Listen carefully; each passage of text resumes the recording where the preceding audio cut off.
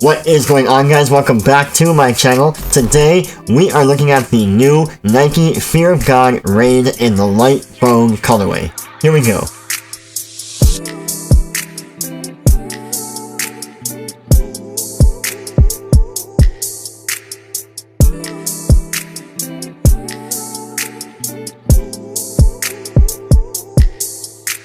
Okay, Nike and Jeremy Lorenzo, who is the founder of Fear of God, have come together on another silhouette very similar to the 180 and the one that we saw a few months back. This is the Raid sneaker, which is a take on the very classic Nike basketball silhouette called the Air Raid, which is signature for its strap wraparound system that goes around the lacing portion and around the collar of the shoe. This is a modern take on that with a bit of Jeremy Lorenzo or a lot of Fear of God inspiration put into it. They released on April the 27th, 2019, which is today up here in Canada or in North America in general, for a price of $190 US, or up here in Canada, $250 Canadian. As you can see, I managed to get 2 pairs of the Air Raid and 2 pairs of the Mox, which will be in another video. You can see that right here. But even though stock was quite low in the stores up here in Toronto that released them, my girlfriend and I, we did manage to get the size and the styles that we wanted. Taking a look at the box here, we do have a salmon or orange colored box, which is very similar to previous Nike Fear of God sneakers.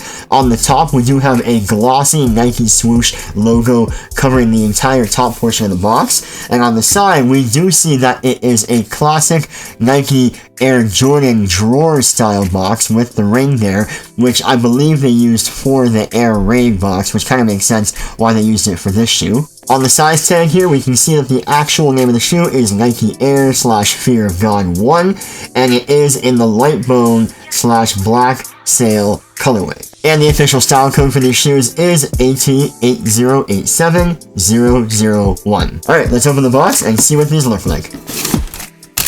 Alright, and here is the shoe.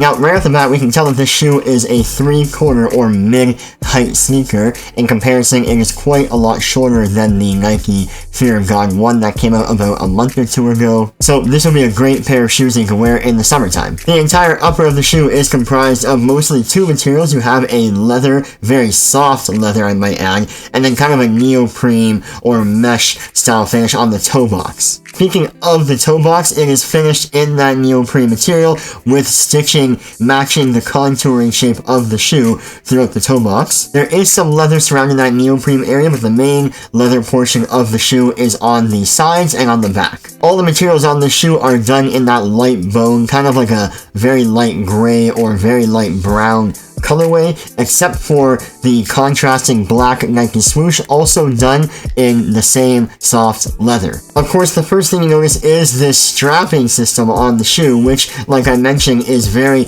reminiscent of the Nike Air Raid basketball shoe, which is exactly why they called these the Raid sneaker. The strap system does Velcro on in the middle and on both sides, as well as the back. There's a ton of Velcro on here, but it does add a lot of support if you are using these as a ball sneaker. The rope lacing system underneath that strap is actually quite thick and very, very tight to your foot, which is all controlled by this kind of spring-loaded lace stopper here with, again, the Air Fear of God branding on the front. The midsole is constructed of a matching cream or light bone color plastic or rubber with, of course, that translucent rubber piece that is right directly underneath the black Nike swoosh.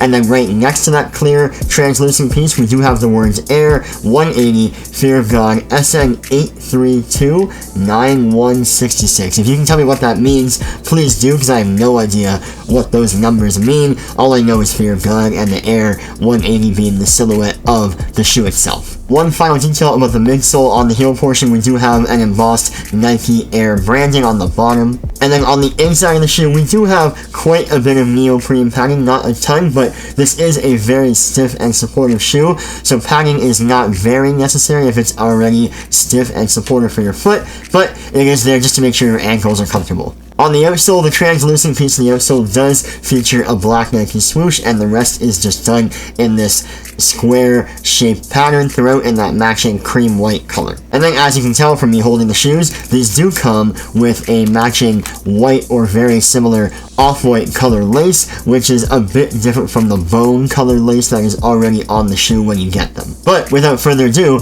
let's get these on my girlfriend's feet and see what they look like in action.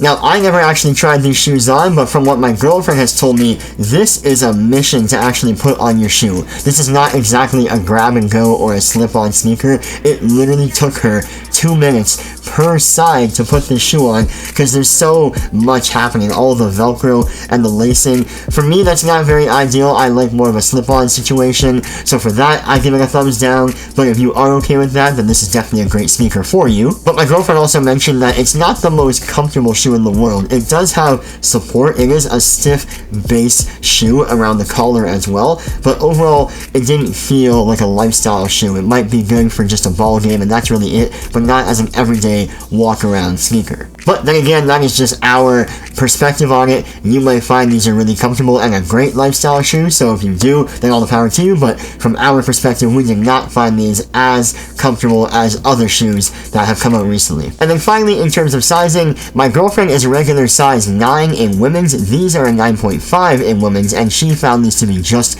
right.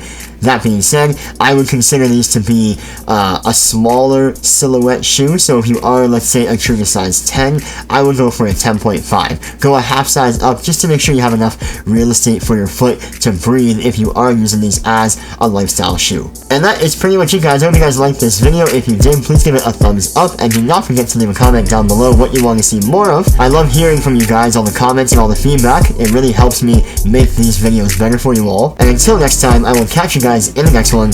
Peace.